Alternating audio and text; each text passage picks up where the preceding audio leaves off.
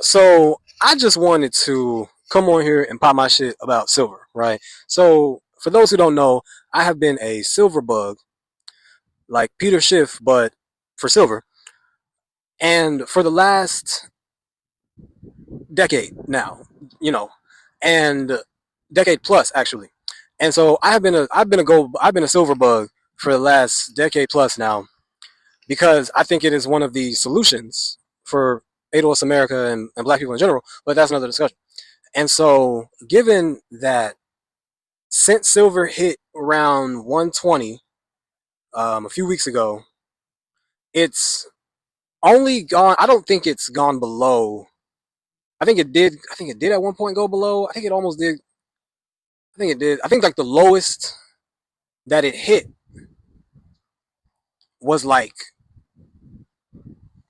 60. I don't think it went below 65 or just below 65, if I'm not mistaken. And then it quickly went back up past 80. We got up to like 90, damn near 100 again. And then now it's been doing this around above 80, below 85, right? And so 80, 87. And so I had said that the floor for silver was its previous high, which was $50, around $50, around 50, like 50, 52, 53 or whatever. Um, but I did not take into account that the dynamics, therefore the supply, had completely shifted, right? So, like the dynamics, the supply, therefore the demand, had completely shifted around silver. So when we look at silver, for the most part, it was just thought to be second, the Vegeta of precious metals, right? And gold is Kakarot, and which would because it comes out of the ground 10 to 1, typically is the ratio historically, but it has always been a monetary metal. And and so before it wasn't really seen as that much. The value was not seen in it, right? And so just looking at like the previous longer running gold prices, if silver comes out of the ground 10 to 1 about, then when gold was at around 1,000, 1,200, silver should have been $100 an ounce, right? Spot. And so, already just off the rip, we know we see that silver is far undervalued as a commodity and as an asset, as a precious metal, um, and all that good stuff, right? In public perception. And so what had shifted was the demand and the supply with the whole COMEX and the CME and the futures contracts, and they had to readjust per the supply and everything like that. So that obviously showing that there is a significant demand.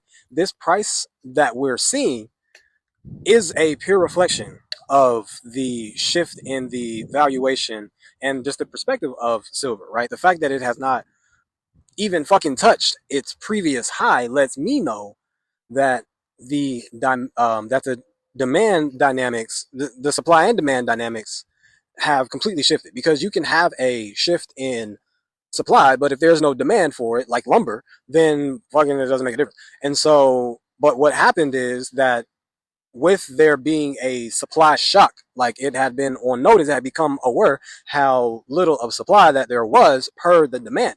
And then, so then there had to be a shift, and then given the revaluation, right? And so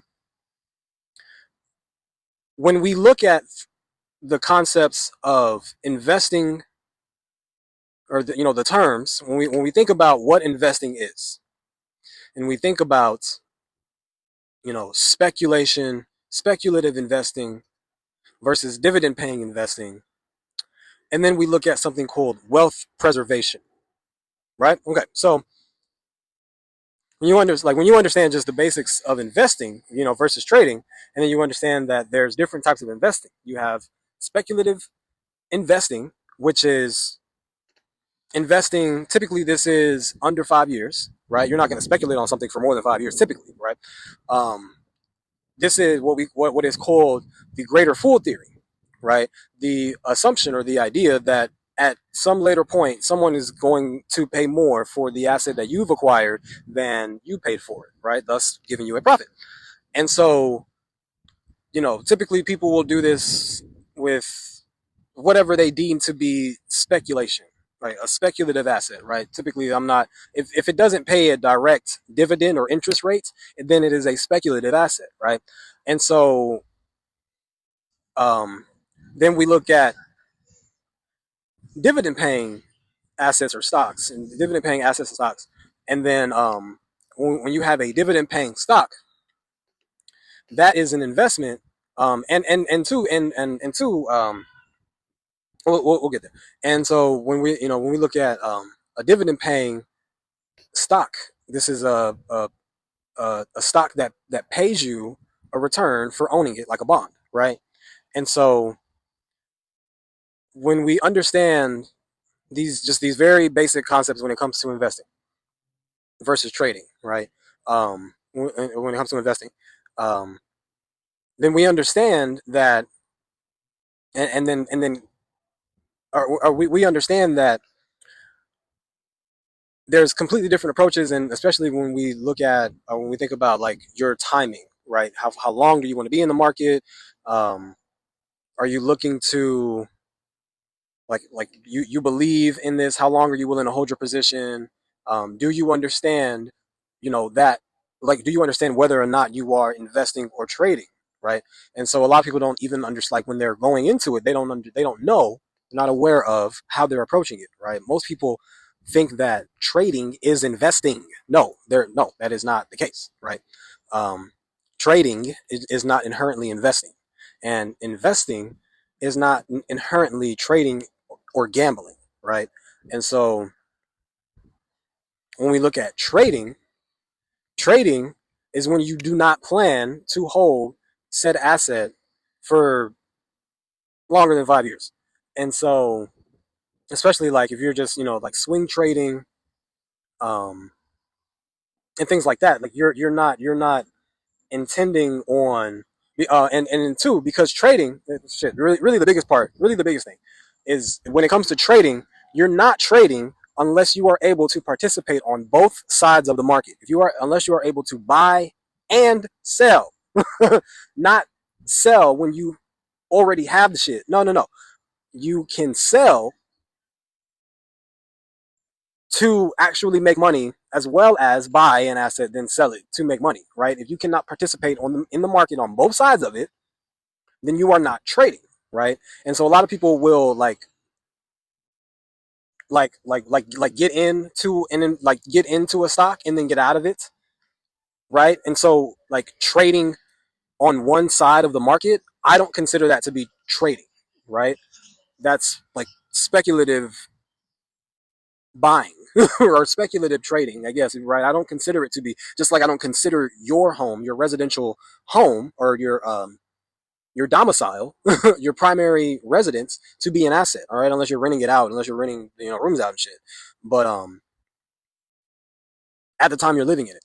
And so when it comes to trading, when it comes to trading on one side of the market, I don't consider that to be trading, right? But we'll give it a name. We'll call it speculative trading. That's what like most people are fucking doing, right? Like you hear about like, oh, I got in on the market and then I got out. They're speculative trading, right? You can do that for a month, however long you can do that for however long. And so, but when we think about like the whole point, when we think about the Warren Buffetts, when we think about in like actual investing, right? Not investment trading.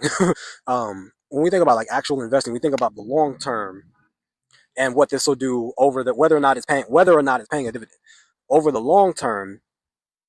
Shit, maybe 5-10 years in, the motherfucking company will start paying dividends. You see what I'm saying? That's a whole nother fucking thing. So then, and then we get into private investing versus public investing, right? And then that's a whole nother fucking topic. And then, but the whole point is, can this market survive the different shifts, right? Like if you had bought, like, can you imagine the people who bought Google just because, or just whatever, they were giving it whatever, people who bought Google, Amazon, Microsoft, back in the early 2000s, You know what I mean? Like after the .com, especially after the like whatever fucking '03, like right after the .com bubble, fucking '05, nigga, fucking '07, goddamn. Like, can you imagine the people where there's fuck if they like that's in like the whole point is long term, right? And so typically we can put like time windows on this, right? So like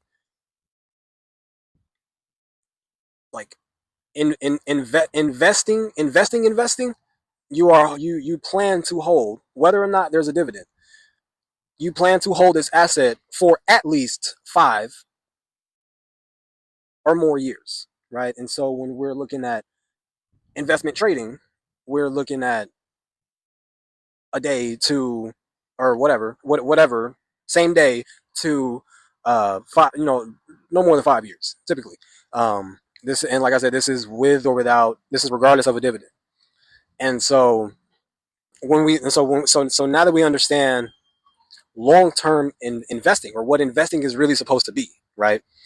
Now that we understand that, then we can move into wealth preservation. And then this is why gold and silver are so important, but mainly silver because it is known as the poor man's gold, right? And that is for a reason, other than the fact that it comes out of the ground 10 to 1.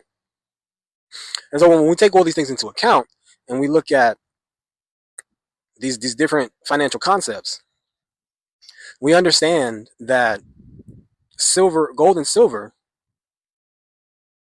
are not necessarily investments. They are insurance policies, right? Shout out UE, right? When we look at when we look at inflation being an inherent thing, and when we understand that at one time that what gold and silver was the money of the country, right? And so there used to be a time where you can trade in your notes for physical precious metals, and so it was 20 bucks to a fucking ounce of silver. Now look at where an ounce of silver is, like 5 grand. And it used to be, I think it was like $1 for an ounce of silver or something like, or whatever, something like that. And so, but you used to be able to, to get something tangible in exchange for your currency, right? Now that's not the case, right? And so since inflation is an inherent thing and physical gold and silver are outside of this inflationary force dynamic system, it is inherently a wealth preservation asset, right? And should be regarded as such. It is an insurance policy against the Federal Reserve, against the Treasury, against the Federal Reserve, um, to protect your wealth. Because if the shit goes down and you can't fucking nobody's taking dollars, motherfuckers will always take gold and silver, right? Especially those who know, right? If you know, you know, and and so that is the point. So you can build a network of people who understand how these things, the barter system and how these things work, and real resources, real money, and things like that. You can build your own motherfucking community, like an actual fucking community.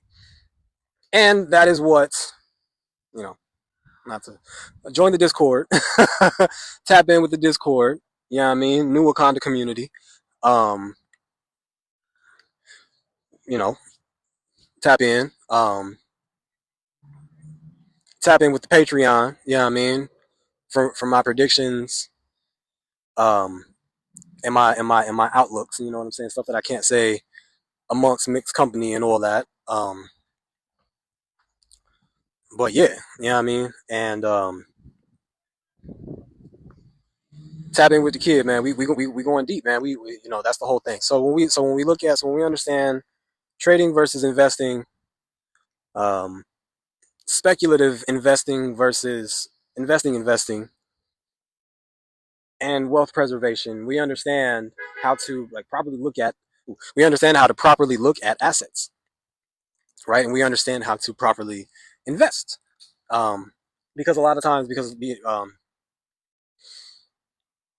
and I know for me too, I didn't understand this at first either, right? I was looking at gold and silver like an investment, but I also understood that it was outside of the third party claim. I was looking at it like it was supposed to pay a dividend at first, or I was also doing the greater fool theory, looking at it to sell at a higher point later, like, which is cool when I fucking had to liquidate, goddamn, since being in California in this fucking situation. Um, tap in, you know what I mean, for to that video.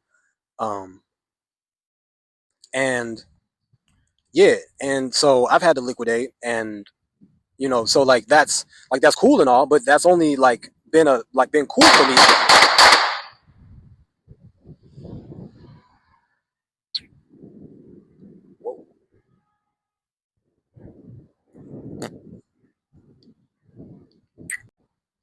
Got to keep them property values down somehow, right? As long as nobody's hurt, I don't know. I mean, I'm not. Hey, I'm not. Don't. As long as nobody's hurt, but I'm just saying. As long as fuck, I got to keep the property values down somehow. Shit, don't mind me. I'm ignorant. And while that can be cool for me, I don't. That was not the intention. Or that only worked out for me because I was buying silver when it was fucking $16 an ounce, $20 an ounce. I don't think I bought silver when it was more than like $20 an ounce. You know what I mean? Um, and the last time I bought silver was like in 2020, and so I held it, and then it fucking boomed, and then it was a good opportunity given the situation I was in. Luckily, I had the shit, fucking. But my only regret is that I didn't fucking buy more. Like like I had some, and I had more. I used some of that to fucking, you know what I'm saying, before for a barter some years ago, and then was able to accumulate more. My only regret is that I didn't buy more and more. Shit, nigga, like if I had bought if I had spent half as much on silver as I did fucking weed, you know what I mean? I'd be sitting quite the fuck nice. Um, that's my only fucking regret in that sense, right? Um, but yeah, man. So when we when we understand these things, then we understand how to approach investing and trading, and we understand how to properly look at what it is that we're doing, right, and what it is that we're assessing, so that we can like not be disappointed when certain things don't play out how we expect them to, right? Um, yeah, so I'm glad that I was able to learn that, or to come to understand that gold and silver are more so wealth preservation tools than they are, or assets than they are, um, speculative assets, right? And so yes, I just wanted to pop my shit about that, and give a little lesson. You know what I mean? Um, if you fuck with this, like, share, comment, subscribe. Fuck with the Discord. Tap into the Discord. Fuck with the merch. You know what I mean? Ghetto Freeman merch. Young and Pro Freeman Outreach Foundation. That's coming soon. Got a lot of stuff in the works, y'all. Stay tuned. It's your motherfucking mans. Ghetto Freeman. You're humble. Cape Supremacy Elucidator. Helping Black America understand Cape Supremacy through economics. Stay young. Stay pro-black. Peace.